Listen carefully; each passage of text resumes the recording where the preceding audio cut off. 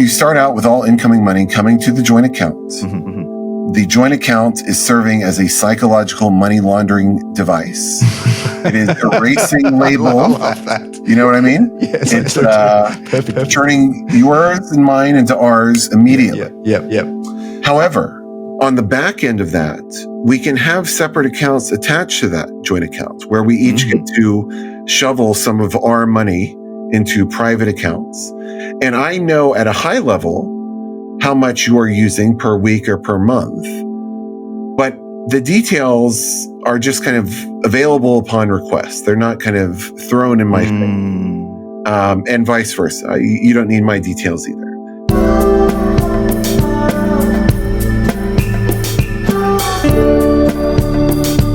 Hello and welcome to everybody in the It's Never About Money community. It's a particularly interesting morning for me because I have Associate Professor Scott Rick joining us, and some of the content that we're going to be talking about today is just so very uniquely different to what we have had on the podcast before, but also, whilst it is different, it is also very resonant with the concepts of It's Never About Money. And I just wanted to introduce Scott to begin with, and Scott is a marketing professor at the University of Michigan's Ross School of Business. He holds a PhD in behavioral decision research from Carnegie Mellon University. Scott routinely teaches courses on consumer behavior, judgment and decision-making and marketing management. His research is interdisciplinary by nature, and he has published in premier journals spanning marketing, psychology, economics and neuroscience. And at the University of Michigan, he has won awards for both research and teaching. And his research has been covered extensively in outlets such as the New York Times, the Wall Street Journal, the Washington Post, and NPR. And importantly, Scott's the author of a book which I have been going through with quite a lot of interests. And the book is aptly titled Tightwads and Spendthrifts, Navigating the Money Minefield in Real Relationships, which is a science-based guide to understanding and transforming how we manage money both on our own and in our relationships. So that's a big bio, Scott, and I'm excited to introduce you. Welcome to our podcast. Joe, thank you so much for having me. I'm excited to be here.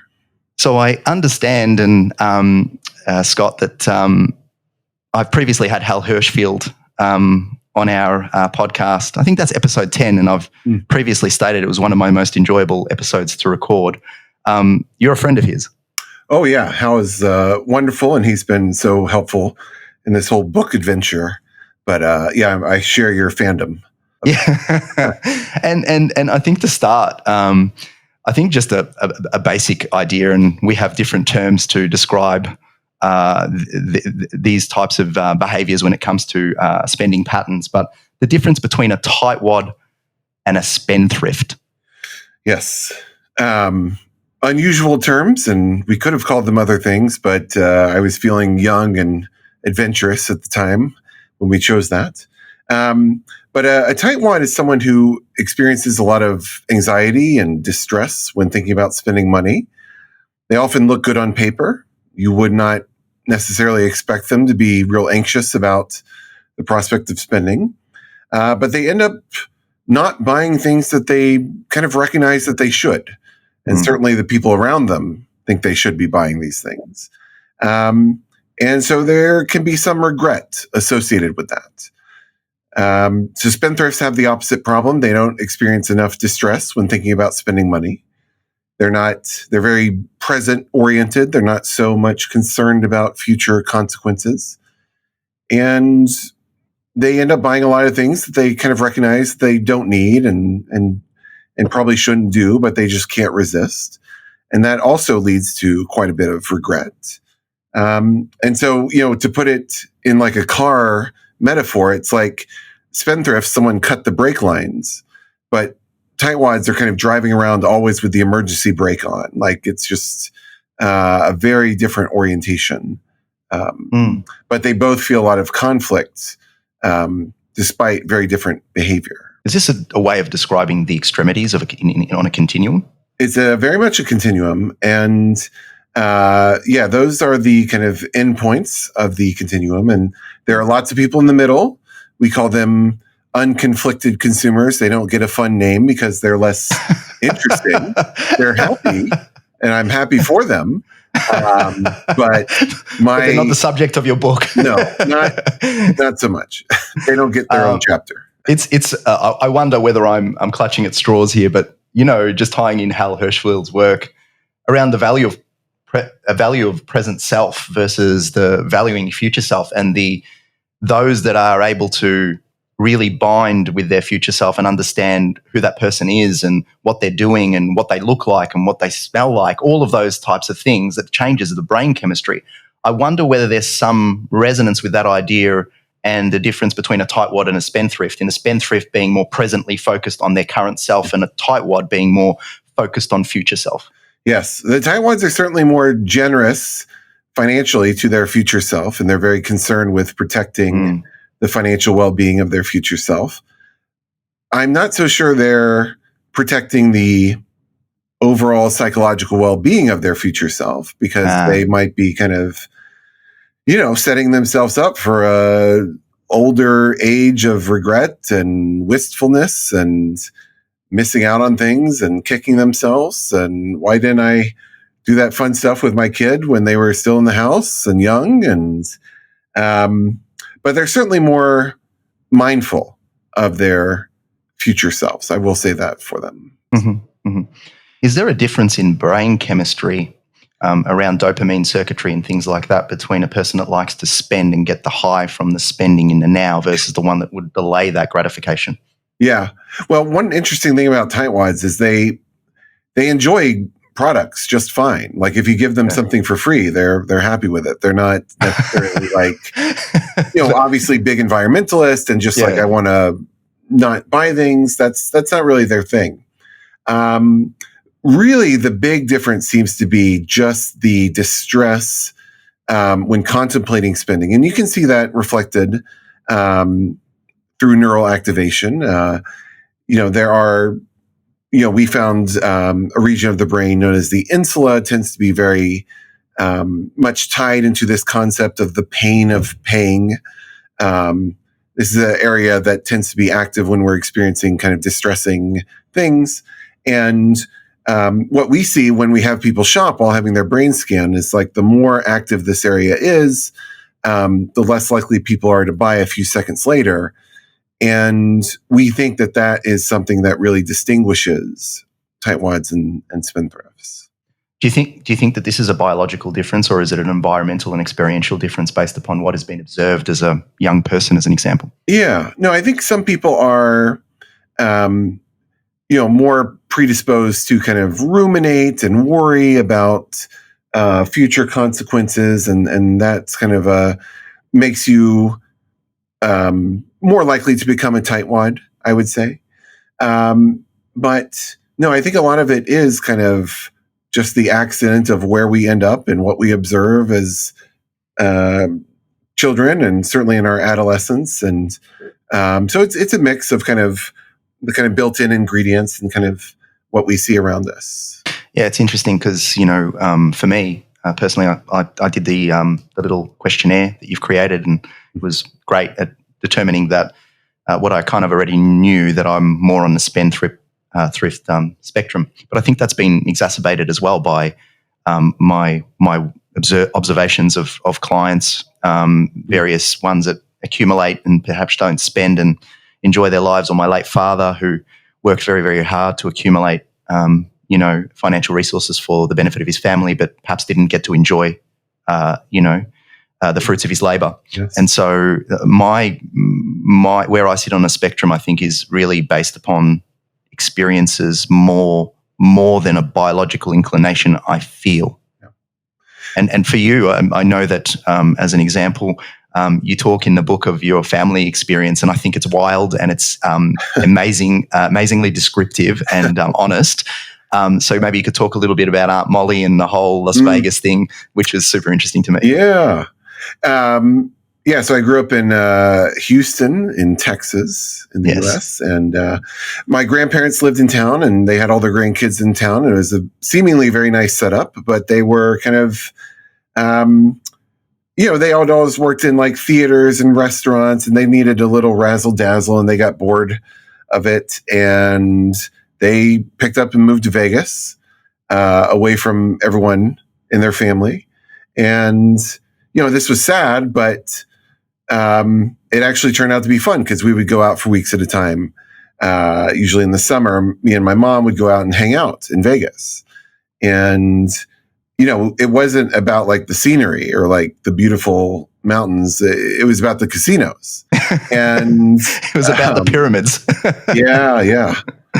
And so, I just got to hang out in that space. I think security was a little looser back then. And I got to see this daily struggle for happiness via money.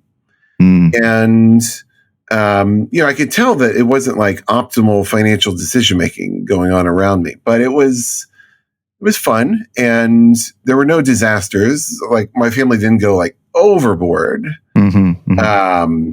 But it was, it was just constantly on my mind, like money and happiness. And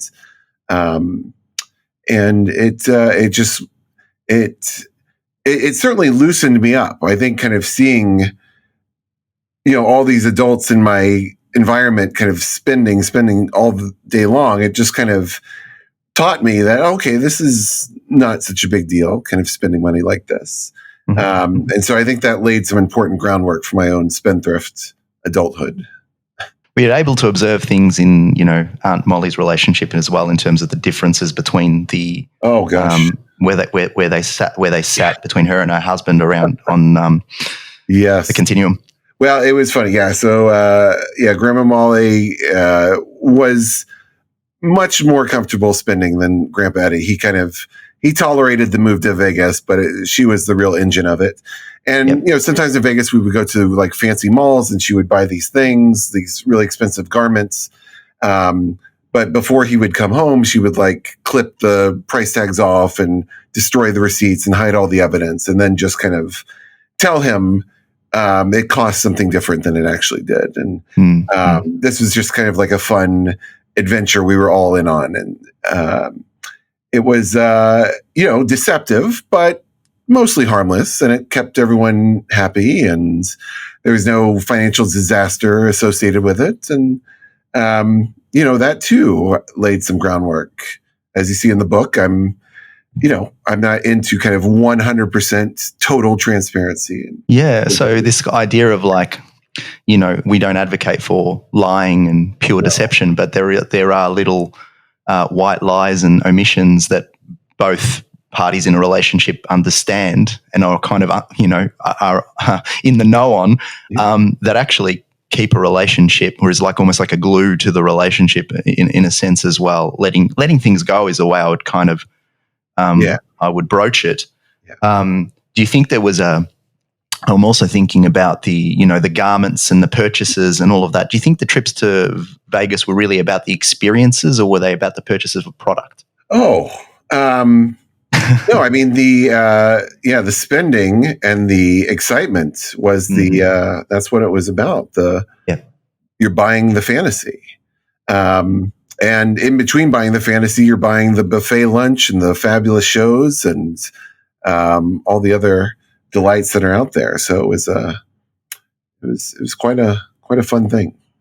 So, I've just had Dr. Lisa Williams on our podcast in this particular season, as well as we're recording, and she talks about the utility and the value in purchasing experiences versus products, and how that can improve life satisfaction. When it comes to tightwads and spendthrifts, is it the degree to which a tightwad is actually foregoing an experience, or the degree to which a spendthrift is spending on a product that really is the detrimental aspect of this? I'm not sure it is one more than the other. Those are both bad things, and they both happen quite a bit. And we know from a lot of research, and perhaps you discussed this, like, in terms of bang for your buck, in terms of the happiness you get, there's a lot of products that kind of, immediately there's this big spike in excitement, and then you kind of get used to it, and you don't really get a lot long term out of it. Whereas the experiences, the vacations, the adventures, that's really where it's at. You get so much out of it. The anticipation, the memories, the stories, the learning about the people you're with. That's, when people disagree, when the couple disagrees, I say, let the spendthrift win when it comes to experiences, but let the tightwad win when it comes to, items, physical items. And that's a great little hint. I wonder whether it's easy in implementation. No, it's not. Spendthrifts have an advantage. Yep. Eventually the tightwad will get tired and say, okay, fine, do it. Yep. So do you think, in terms of how we select our partners, is there something observable there that relates to our spending patterns and money behaviors? Yeah. And it's somewhat surprising because normally, birds of a feather flock together. We like people who resemble ourselves on a lot of different dimensions. But the curious thing about the tightwad spendthrift construct is that the extremes don't like being extremes. They're conflicted. They don't love this aspect of themselves. And when you go out and you encounter someone who has your problem, they are displaying the very thing that you are self-conscious about, it can really shine an uncomfortable spotlight on the issue and just kind of bring this to the surface. You would love to just ignore it, but it's thrown right in your face. And you start thinking, oh my gosh, is that the way I talk? Is that what I look like when I go through this? And it just forces you to confront it. And so it can be off-putting at first.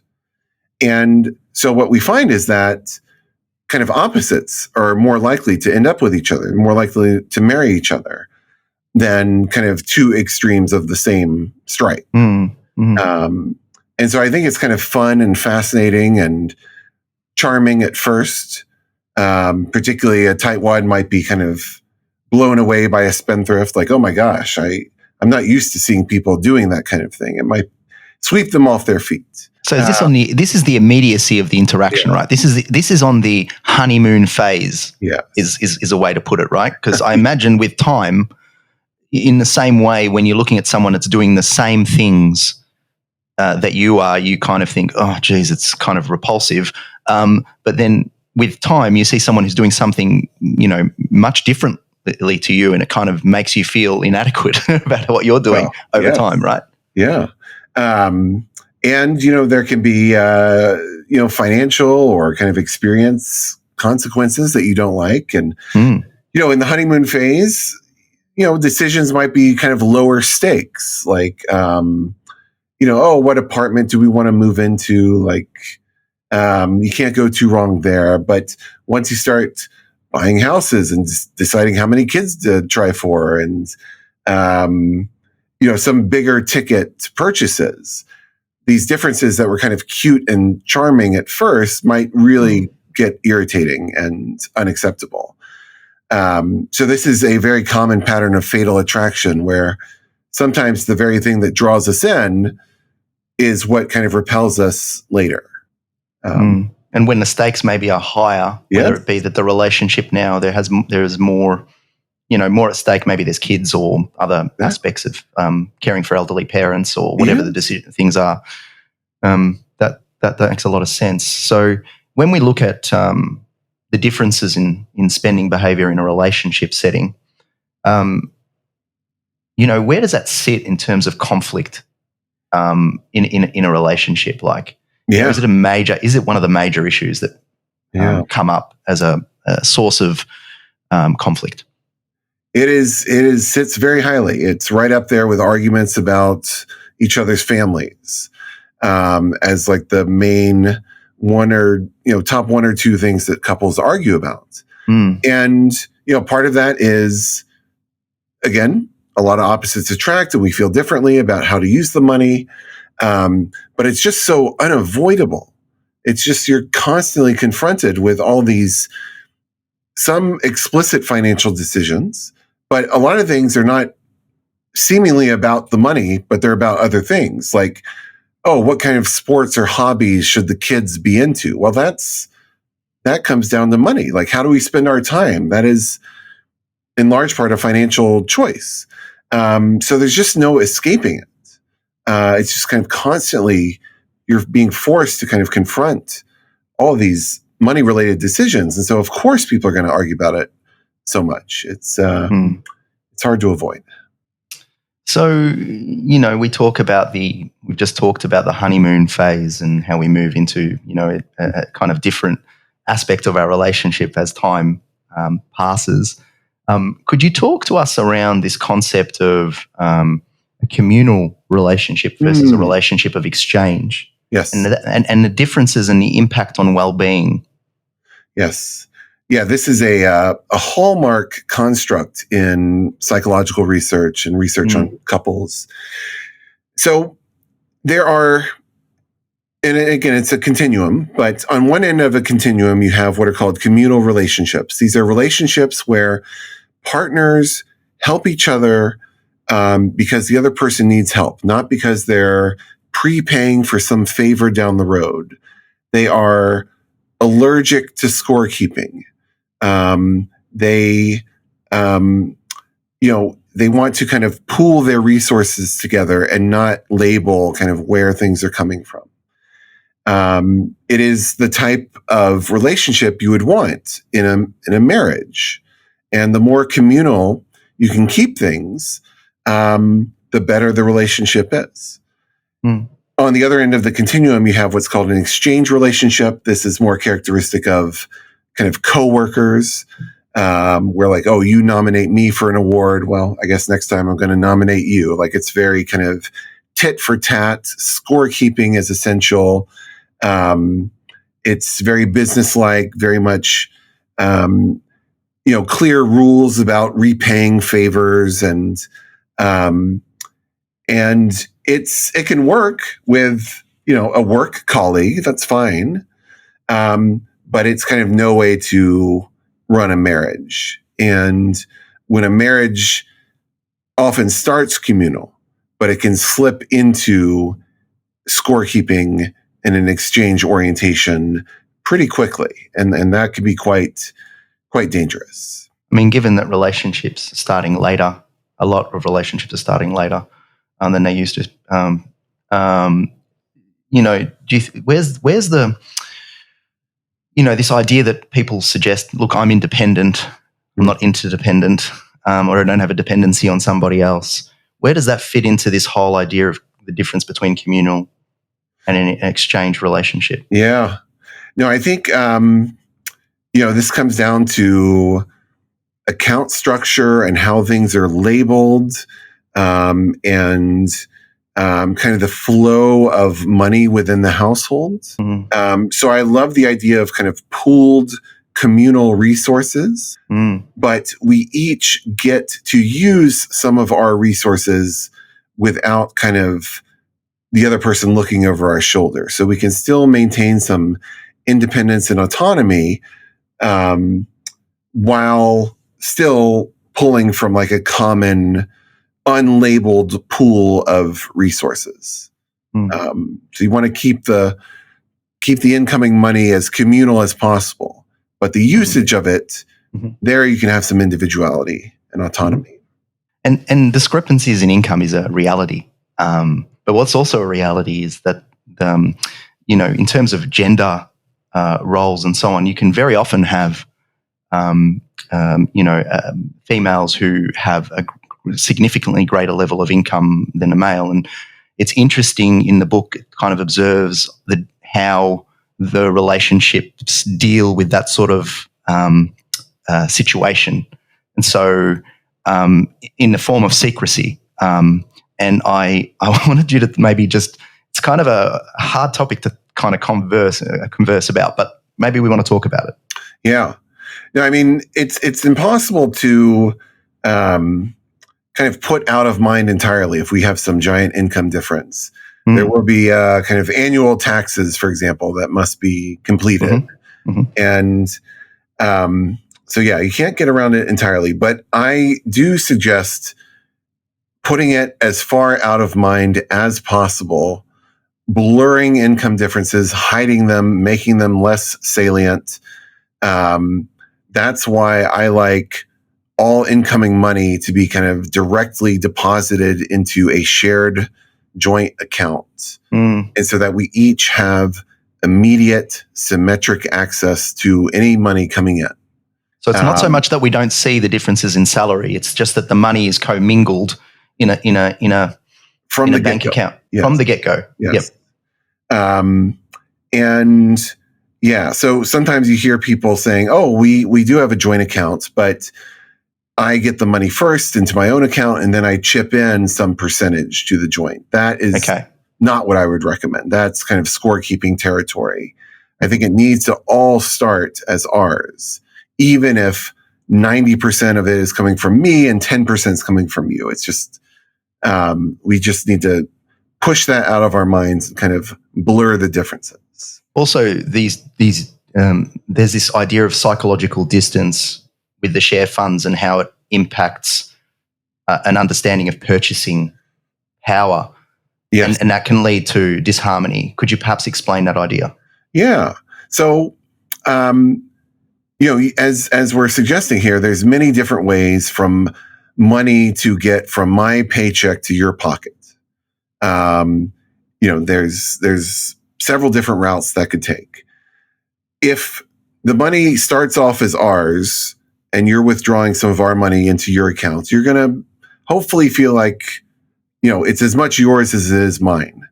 And you can do whatever I would do with it. Like, we have equal purchasing power. But if you are distant from the money, if you feel like, well, I'm really getting like an allowance from you and this really isn't mine, it's going to change your perception of what you can do with that money. Money that you're distant from seems like it can just buy fewer things. There's been experiments on this. Like, people think, oh, well, my dollar could buy like 20 candies, but your dollar can only buy 17 candies. Like, distant money just feels weaker. And so, and so partners might come to feel like they can afford, what can we afford? Well, they might feel very differently if it's like, how close are we to the money? Especially when the spendthrift is potentially generating the higher level of income, and the one that's psychologically distanced from the funds is actually a tightwad, which would be the worst, I think, scenario. Would it not be? Well, yeah. I mean, it's certainly among the most tricky scenarios. You can also imagine a tightwad earning most of the money and maybe getting frustrated at what their spendthrift partner is doing with it. If they are thinking about mine and yours, and those are like two big,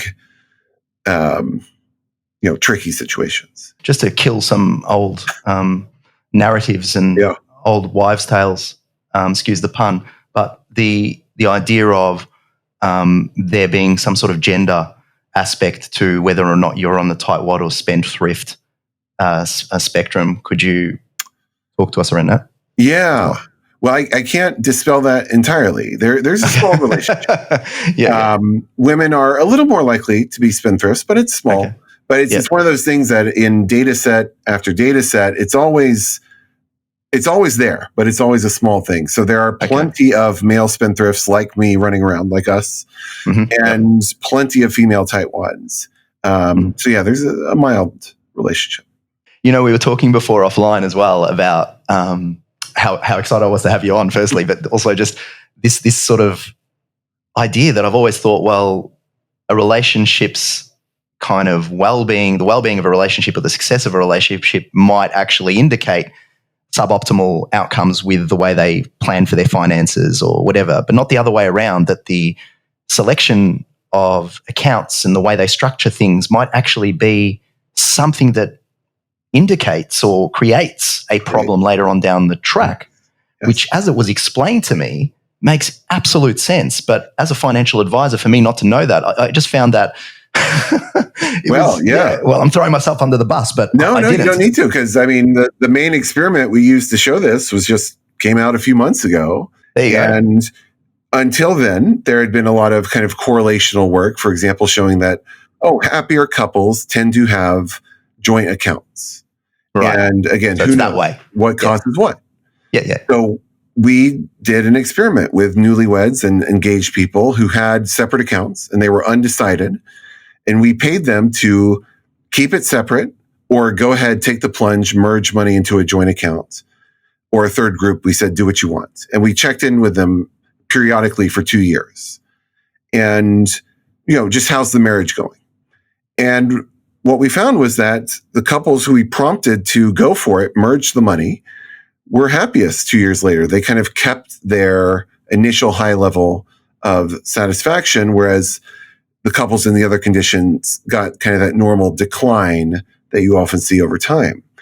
And so we think that prompting the joint account structure made them more communal, less likely to score keep. It prompted discussions, got them on the same page a little bit. It blurred income differences. It did a lot of good things. So yeah, the account structure that you land on, which is often just an afterthought, kind of, whichever person goes to the bank to set this up and whatever they get talked into there, like it's not often like very carefully chosen, can really create some new dynamics for better or worse in the couple. So what's the ideal account structure from a well-being and the scientific perspective? Does it depend on the couple, or is it actually just seems that this is the ideal structure? Yeah. No, I'm sure there are exceptions and some couples that have made other things work. Mm-hmm. But from my point of view, the ideal structure is this. So you start out with all incoming money coming to the joint account. Mm-hmm. The joint account is serving as a psychological money laundering device. It is erasing label. I love that. You know what I mean? Yes, it's I do. Turning yours and mine into ours immediately. Yeah. However, on the back end of that, we can have separate accounts attached to that joint account where we each get to shovel some of our money into private accounts. And I know at a high level how much you are using per week or per month, but the details are just kind of available upon request. They're not kind of thrown in my face, and vice versa. You don't need my details either. So this is coming back to this point around, transparency, but there's some secrecy, but there's a transparency of that secrecy, I think is what I'm trying to say. Yes. So it's the fact that we have these separate accounts where the details are not actively disclosed. That is transparent.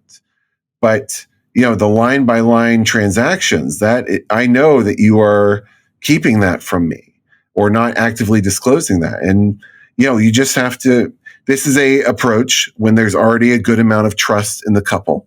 If things are on thin ice and there's been a lot of fighting, I'm not sure I would recommend this approach. But if things are good and maybe they could be a little better, that's who I'm talking to mainly. And I think it's good to not, carefully inspect every little thing your partner's doing.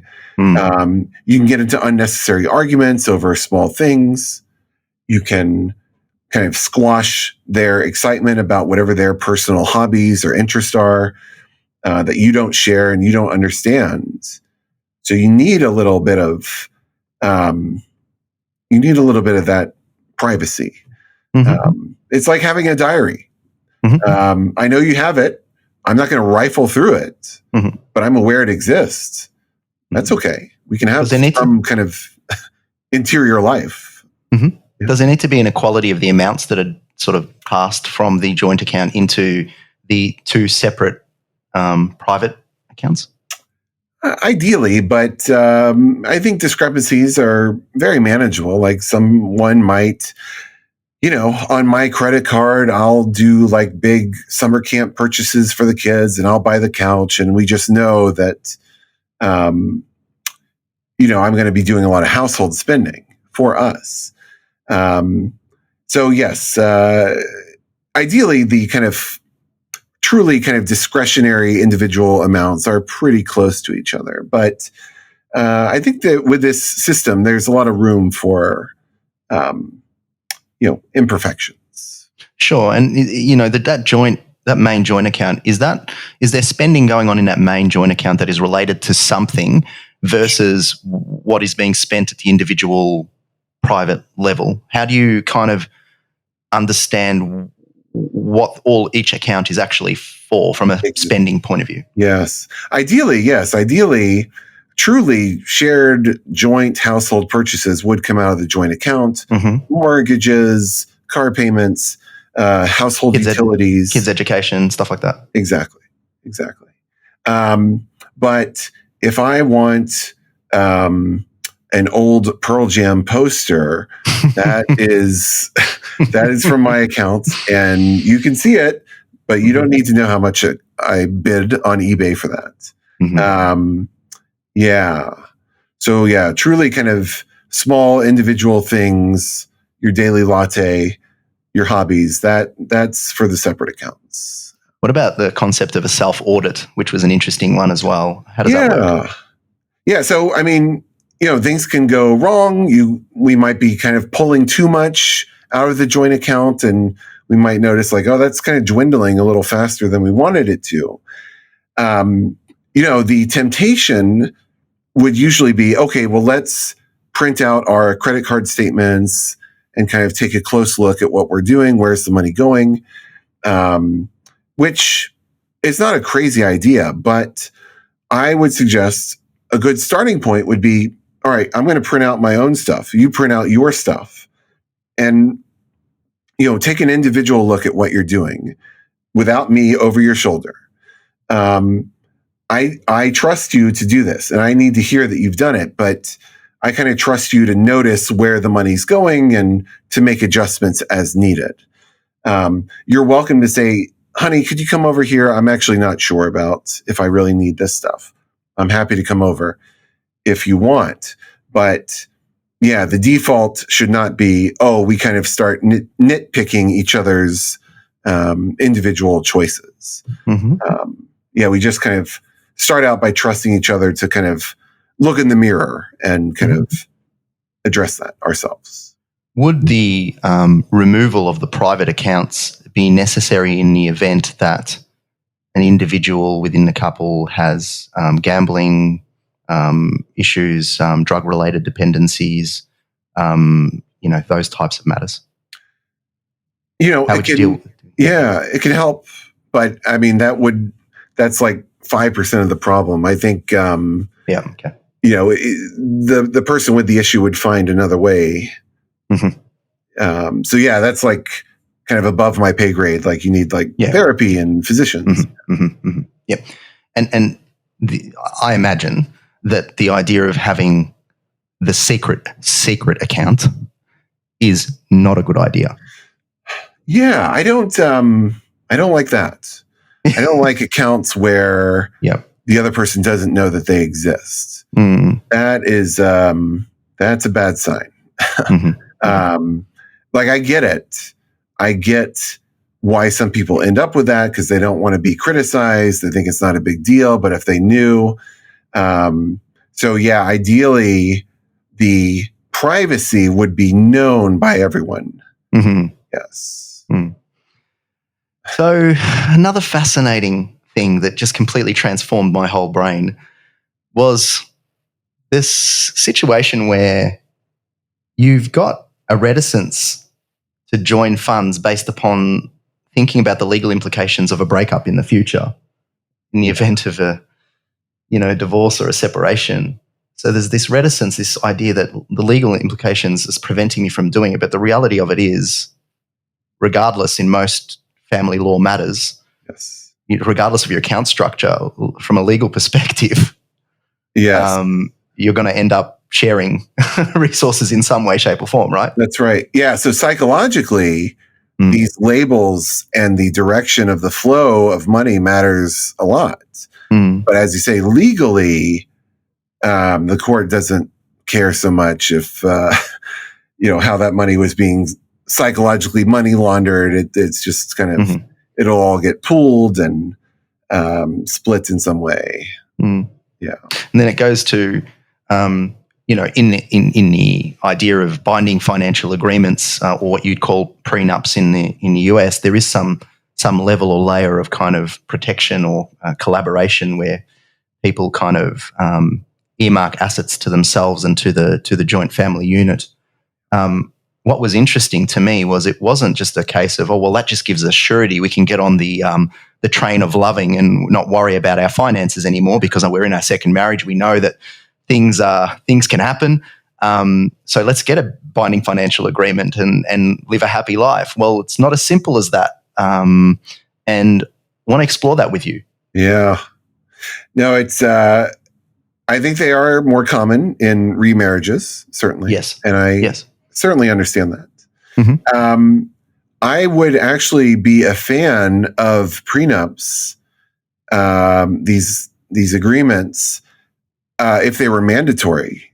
The problem is, in places like the US, someone has to bring it up and reveal that they have doubts or uncertainty about, is this going to last?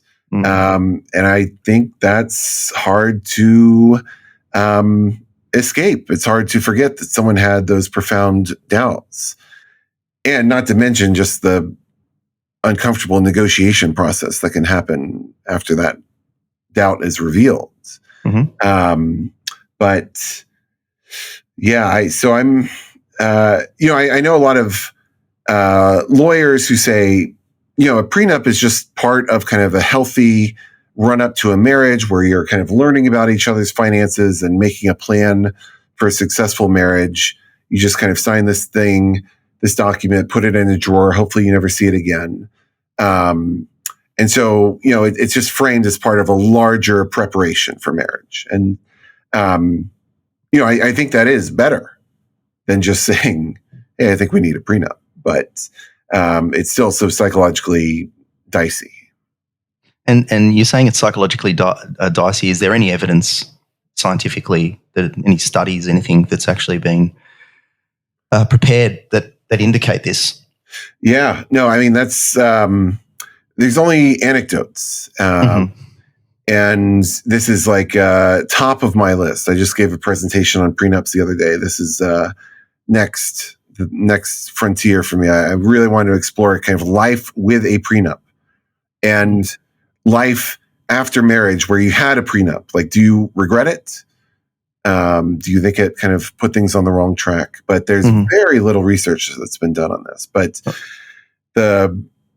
all the related theory and findings that I'm aware of just puts up these big, bright red kind of cautionary speed bumps. Like, I'm not so sure about this.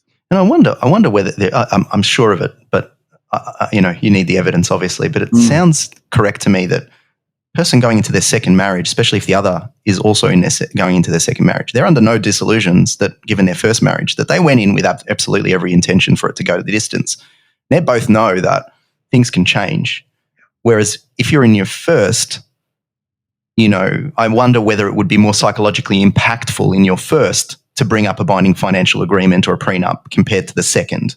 Oh, I very much would bet on that. And yeah, how it's brought up, I think, is a big, that can matter a lot. Like, you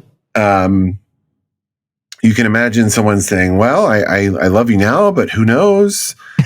We're young and that's not good. But what if you say, no, what if you say, like, I hate this. My family insists, they're paying for the wedding. I don't think we have a choice. Yep.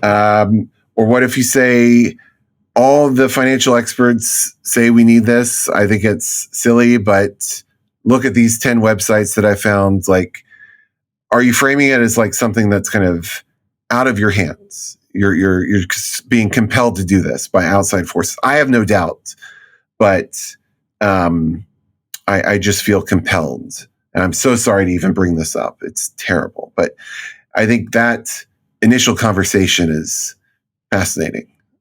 I would love to have some hidden cameras. Yeah, and I think you could potentially spend a lot of time thinking about the framing of that as an individual. But I imagine once you start getting solicitors involved and then they start having their way of describing things, that can change things as well. So you don't always have control over the full storyline and what is felt by each individual. when going through a process like that. Yeah. And if people closely read these prenups, I mean, talk about scorekeeping. It could be very explicit, like, oh, this is your house and I did not contribute to it. And oh yeah, you have the right to throw me out if you're starting off in an exchange. Correct. There's no communal in those discussions. Yeah. No.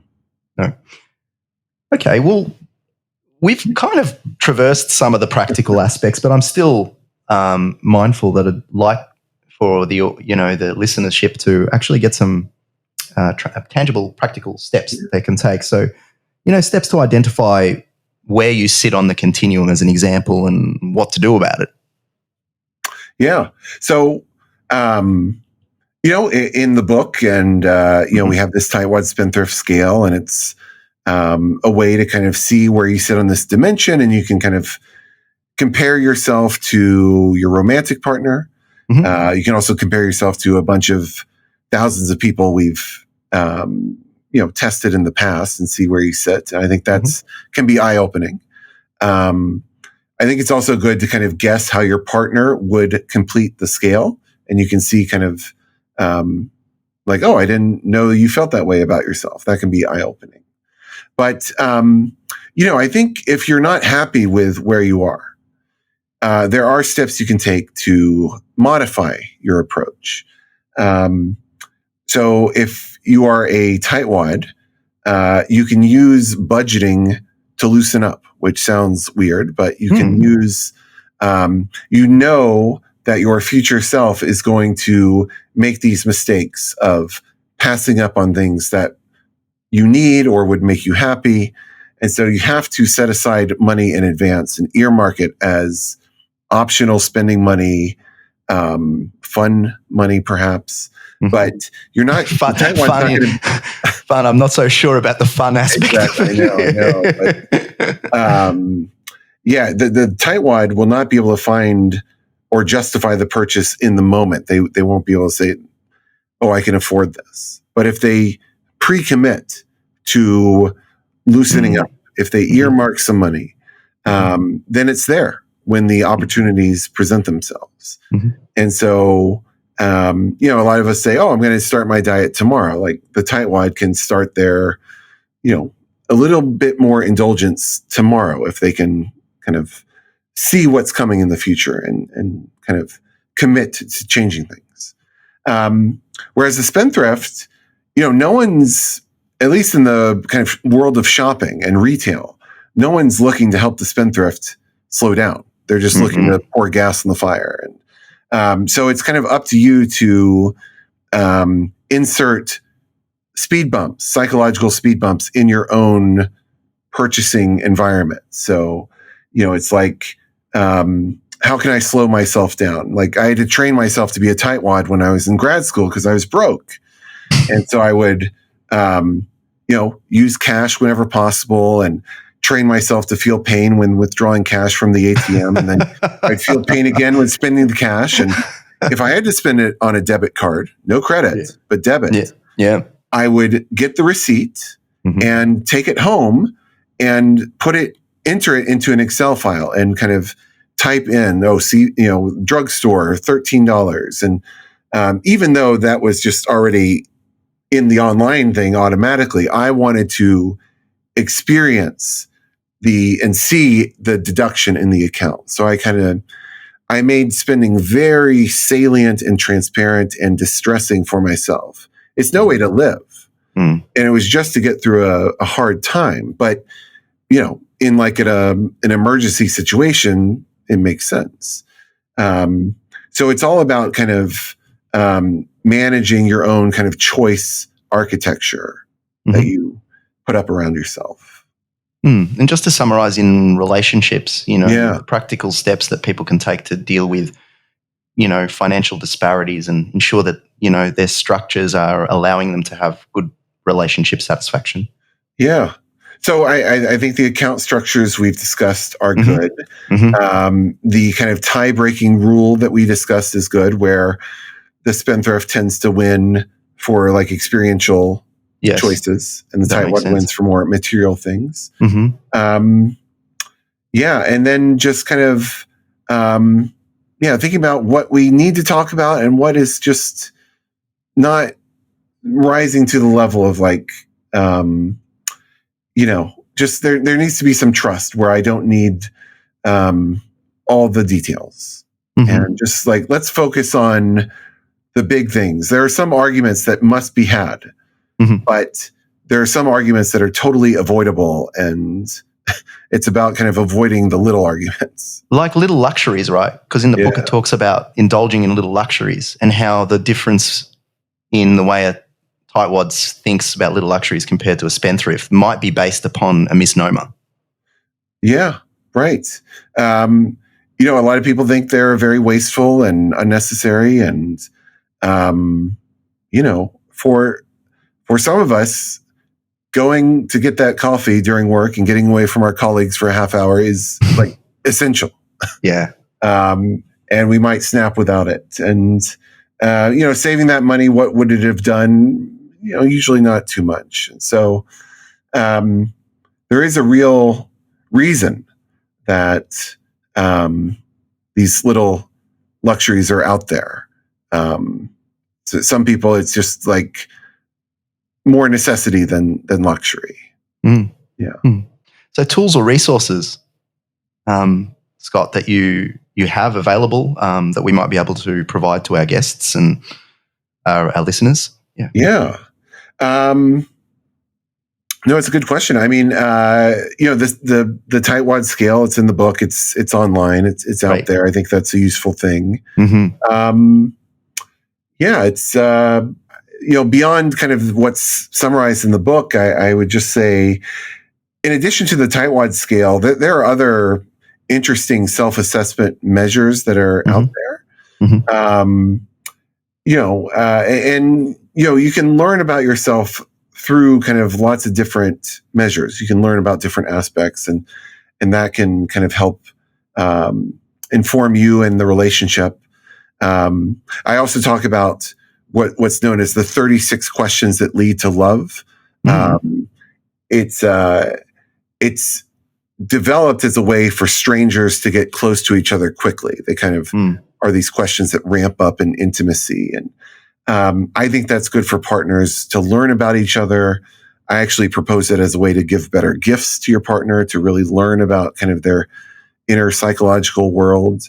So that's in the book. That's also just out in the world. So I think that's one thing that's really good for couples. Yep. When you heard about the name of the podcast, did anything come to mind? It's never about money? Because it seems to be always about money. Right. Well, I mean, there are lots of things that seem to be about money, but they are absolutely not about money.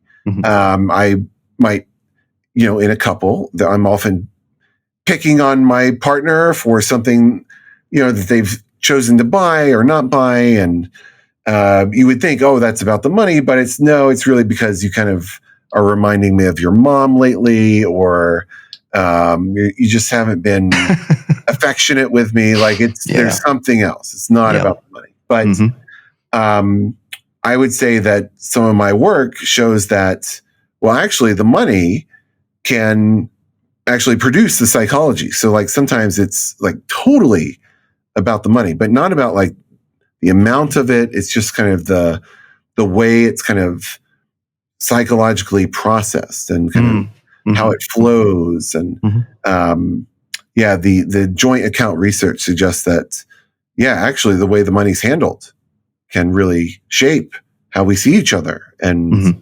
how we feel about what we're each kind of contributing to the relationship. And you talked and alluded to the next bit of research. So what's that about? What's still to do? What's keeping you up at night? Yeah. Well, the prenup issue, for sure, is on your mind. Yep. Oh, yes. I'm totally fascinated by that. So am I. Yes. And I have a more adventurous thing I'd like to do with couples. It's kind of based on a game show, like Jerry Seinfeld used to have this show. It was not a good show. I love Seinfeld, but the game show was like, they would bring like 3 celebrity panelists on. Yep. And a real couple would come on and describe their dispute. And then the panelist would give them advice on who's right or how to go about it. I actually think something like that could be useful for couples, like getting that simple, quick outside perspective. Of course, there's relationship therapy, and that's wonderful. And for people who have the time and willingness to do that and the money, yes, please do it. But I've been thinking, what if we could get like the couple kind of jointly writes up the disagreements, and we can get like 200 people to vote on which side of the agreement they kind of empathize more with. And I think that can break some log jams. Like, couples can like just get some perspective, disagree. But what if we hear that 85% agree with me? I'm all for this, but I've got a slight tweak to it. Please. We get Judge Judy out of retirement, and she's the one who makes the decision. I love Judge Judy. I once gave a speech about her in a public speaking class. So that's the idea. That's great. Yes. So is this that's more of a commercial or kind of practical kind of idea than it is more on your usual wheelhouse, which is around research and science, right? But no, I mean, I think it's, very informed by work on kind of what couples get stuck on. Yeah. Okay. And I think it has a lot of practical applications, but I think it's kind of the best of both worlds. Mm-hmm. So last question, rounding up, thank you so much for your time. I know there's been a lot of questions thrown at you, and it's simply because the content is absolutely fascinating. But, what's your spirit animal? This is a question that I often ask my guests at the end. Yes. Well, that's fascinating. You're not a squirrel. No. I think of our own dog, which is like a golden retriever. Just, I hope friendly and playful and smart about some things. Certainly not everything, but ours is smart about finding food and. Something an animal that has a lot of hospitality, and I very much relate to our golden retriever. That's awesome. Well, I very much again thank you for coming on. As I said at the start of this particular episode, I knew that it would be quite different to everything that we've done before, and it was, but also very related to well-being and the intersection of well-being and money. And I think it's a great primer for anyone getting into a relationship, in a relationship, or simply wanting to learn more about the behavior around money. So I think the listeners are going to get a hell of a lot out of this. So I really appreciate it. Of course. Thank you. I really appreciate you having me on. This was fun. Look forward to getting you on as well for the next installment. Maybe not the Judge Judy one, but your version. Yeah, right. That'll be fun too. Good stuff. Thanks for coming. Thank you.